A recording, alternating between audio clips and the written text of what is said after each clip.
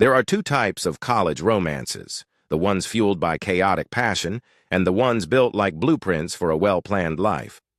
Ours was the second type. Sarah and I were practically a PowerPoint presentation in the making. She had her eye on the future, and I was the future. We met in sophomore year, both taking a painfully boring economics elective called Sustainability and Global Finance. The professor spoke in a monotone so hypnotic, I swear half the class walked out with minor PTSD. But Sarah? She sat in the front row, took color-coded notes, and asked questions that made the rest of us feel like we were auditing the class by accident. I, on the other hand, was the golden boy.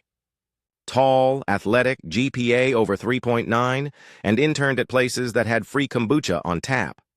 Professors liked me. Recruiters remembered me. I wasn't just on track for success, I was the damn train, Sarah noticed. Of course she did. She once told me, half laughing over late-night takeout, "You're going places. I just want to make sure I'm on the passenger list." At the time, I thought it was charming. Now I see it for what it really was, her version of a prenup, emotional addition. Don't get me wrong, Sarah was smart, funny in a dry, cynical way, and drop-dead gorgeous in that clean girl aesthetic kind of way. She wore linen like it was armor. But above all, she was practical, calculated. And she knew, without saying it out loud, that with me, she'd never have to worry about things like bills, bad neighborhoods, or used Toyotas with sticky cup holders. My mom died when I was 12. Brain aneurysm, quick, tragic, and impossible to process at that age. That left me and my dad, Harold. Now, if you've never met a man who spent his golden years making ceramic frogs and gnomes for people's lawns, allow me to introduce you to my father, a man who believed that lawn decor could change the emotional temperature of a neighborhood. Our garage looked like a clay crime scene. Rows of unpainted turtles, lopsided toadstools, grinning gnomes. He called it therapy in mud. I called it mildly concerning. When I told Sarah about his hobby, she smiled politely and then never brought it up again. I think she filed it away under quirks I'll have to tolerate. In my last semester of college, Dad got sick. Not the kind of sick where you bounce back after some antibiotics and a few days of Netflix. The kind where the hospital bed gets wheeled into the living room and you start memorizing medication schedules like it's your final exam. We talked the night before he died. He was barely coherent, fighting the morphine, and he said something strange. He reached for my hand, stared me dead in the eye, and whispered, "You're covered. You're already provided for." I smiled, nodded, and chalked it up to whatever his brain was doing on the edge of the great beyond. A week later, I buried him next to Mom. The funeral was small. Sarah stood beside me, holding my hand with a grip that felt more supportive than loving, like she was making sure I didn't fall apart in public.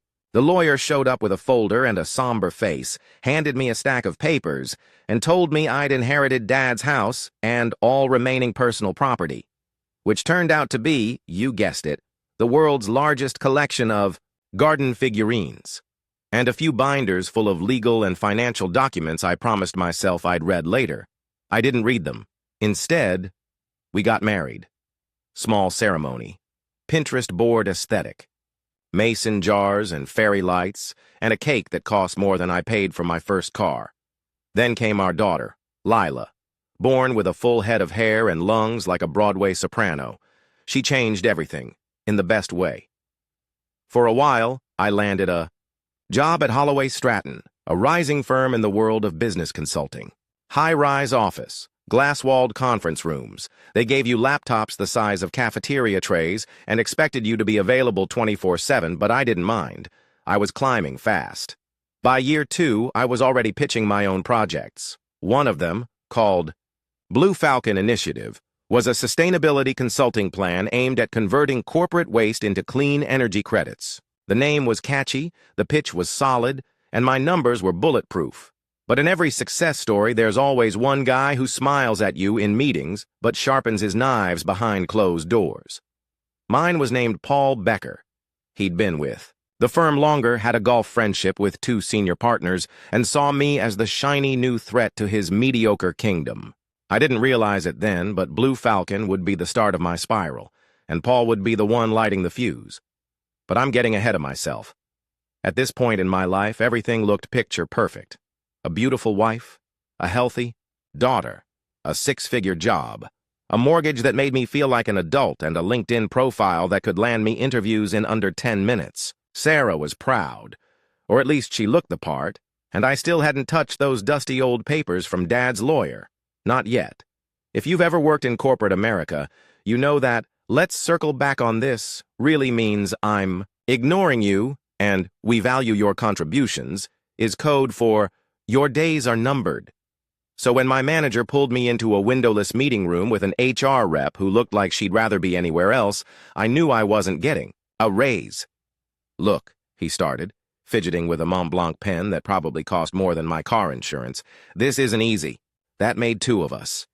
He kept talking, but I only caught fragments.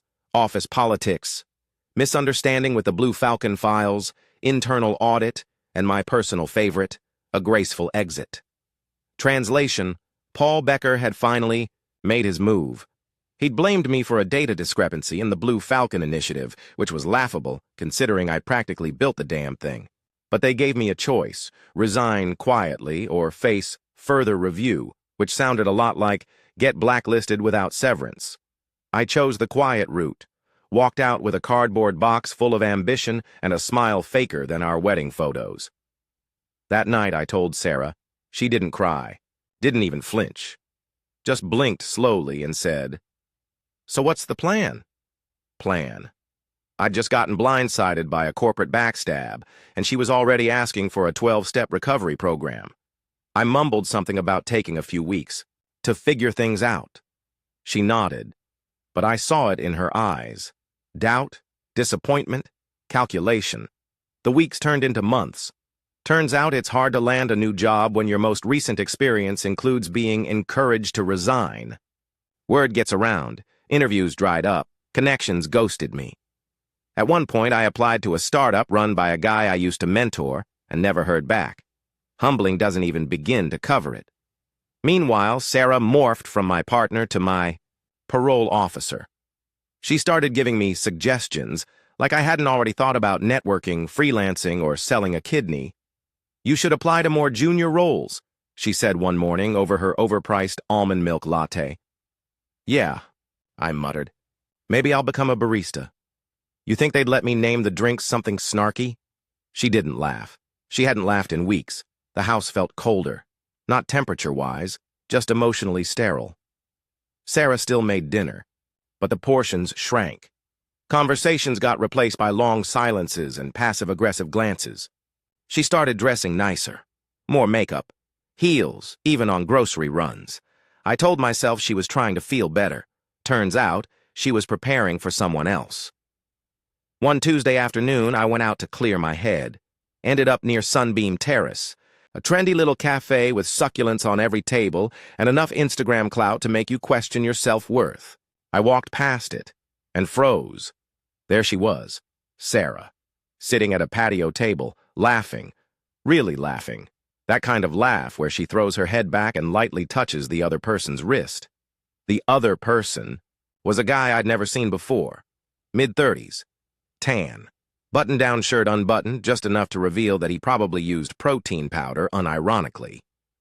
He leaned in when she talked. She twirled her hair. It wasn't subtle. I watched for maybe 10 seconds, long enough to confirm what I already knew. Then I walked away, slowly, carefully, like someone trying not to wake up the rest of his ruined life. That evening, I didn't even plan to confront her. I was going to pretend I didn't see anything, be the bigger person, keep the peace for Lila. But when Sarah walked through the door, still glowing from her latte date, something in me cracked. "How was Sunbeam Terrace?" I asked casually. She blinked, paused, then met my eyes. "You saw me." It wasn't a question, it was a statement. I nodded. She sighed. "I was going to talk to you tonight," and just like that, it was official. No lies, no denial, just cold, practiced honesty.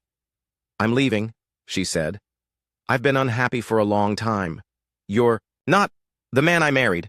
She packed fast. One suitcase. A backpack for Lila. No drama, no slamming doors. Just a quiet, "I'm sorry," before the car pulled out of the driveway. I stood in the living room for hours afterward. I don't even remember sitting down. Just the sound of the refrigerator humming, and the smell of the dinner I didn't eat. The next few days were a blur. I barely showered, slept in short bursts, lived on cereal and old resentment. The house, once filled with tiny footsteps and background cartoons, now echoed like a museum of regrets. Eventually, I needed something, anything, to keep me from going completely insane. So I turned to the one thing I'd always avoided, the pile of boxes from Dad's lawyer. They were still stacked in the corner of the spare room, labeled things like estate, personal, and MISC docs. I opened the top one, expecting tax records and insurance forms. Instead, I found my father's handwriting, a yellowed envelope. No return address, just my name, inside a single sheet of paper, written in uneven, shaky pen strokes. "Son, if life ever brings you to your knees, break the pumpkin. Trust me." "Dad," I laughed out loud. Of course he'd write something cryptic. It was so like him, equal parts genius and lunatic, but I'd lost my wife, my kid, my job. I was eating Lucky Charms in sweatpants that hadn't seen sunlight in days. Breaking a pumpkin didn't sound so crazy anymore. So there I was, holding this cryptic little letter from my dead father, staring at the words like they might rearrange themselves into something sane. If life ever brings you to your knees, break the pumpkin. I mean, come on. The man had a knack for theatrical timing, I'll give him that. Even in death, he found a way to be confusing, slightly magical, and deeply inconvenient. I set the note aside, took a breath, and told myself it was just a metaphor. Like, break the pumpkin actually meant find your inner strength, or eat more vegetables, or something equally self-helpish. But after another 3 days of feeling like a ghost, in my own house, something inside me snapped. I opened the garage, and there they were, rows of them. Gnomes, frogs, raccoons wearing overalls, flamingos with bow ties, and in the middle of it all, the most ridiculous ceramic pumpkin I'd ever seen. Bright orange, glossy, green curly stem like it belonged in a Tim Burton movie. It was smiling. Why the hell was it smiling? I grabbed a hammer from the tool bench, hesitated for a moment, then swapped it out for something more dramatic, a rusty, old axe that hadn't seen action since the Clinton administration. If I was going to do this, I was going full Shakespearean. I dragged the pumpkin onto the driveway, took one swing. Crack, a clean, satisfying break split it down the side. Not a dramatic explosion, just a splinter and a little puff of ceramic. Dust. And inside? Stacks, neatly wrapped bundles of cash, wrapped in plastic. Thick enough to make your heart stutter. I reached in like I was defusing a bomb. Counted 1, 2, 3, 4 stacks, each filled with $100 bills. At a glance, I was holding somewhere between $20,000 and $30,000. My legs nearly gave out. I sat down on the pavement, laughing like a lunatic. I probably looked like the unhinged neighbor people whisper about behind curtains, sweaty, half-bearded, giggling over broken pottery, but I didn't care. Dad wasn't speaking in riddles after all. He was a damn genius. Once I stopped hyperventilating, a new thought hit me. Wait, if there was money in the pumpkin, what about the gnome, or the raccoon, or the flamingo with the smug little face? I went on a spree. Over the next 2 hours, I cracked open 12 more figurines. Some were empty. A few held handwritten notes from Dad, including one that just said, "Don't trust anyone who uses synergy unironically." But most? More cash. I found a ceramic snail with 10 grand stuffed into its hollow shell, a duck with 5, a fairy with an entire Ziploc bag of 20s. By the end of the day, I had just under $120,000 sitting in a laundry basket in my living room. Dad hadn't just made lawn art, he'd built a ceramic savings account. A literal treasure garden. Forget offshore accounts. My inheritance came with glitter paint and googly eyes, and just like that, I had options. I didn't rush into anything. Took a few days to breathe, let the reality sink in. Then I did what any reasonable man with a broken heart, a basket of cash, and nothing to lose would do.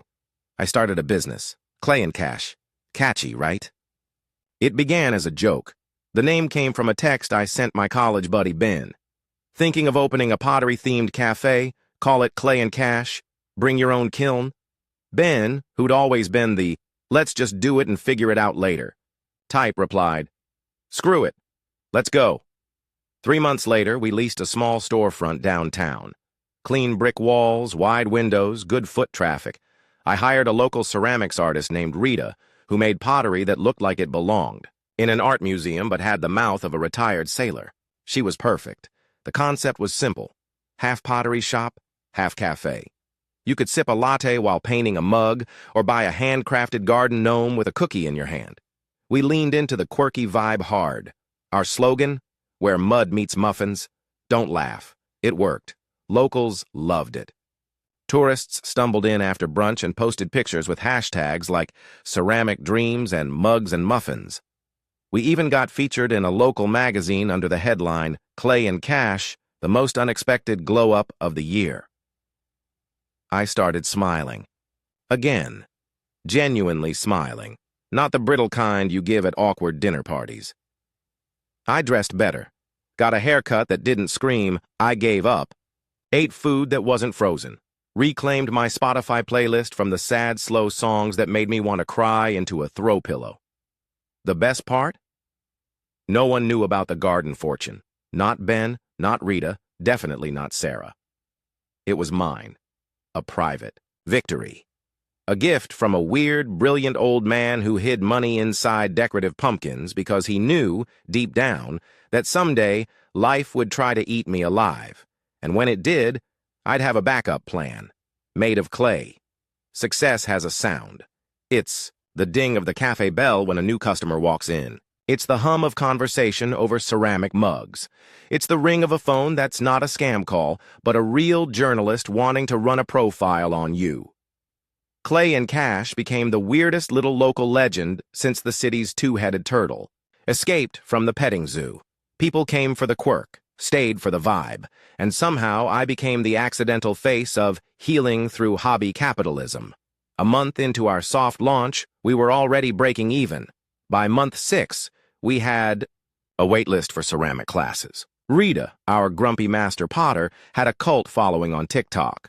A local magazine called Urban Charm featured us in a story titled, From Dumped to Dipped in Clay, the man who turned heartbreak into handcrafted espresso cups. I kept the magazine. Cover framed above the espresso machine. I upgraded my wardrobe. Stopped dressing like someone who'd lost a bet with life. Bought a charcoal gray Tesla.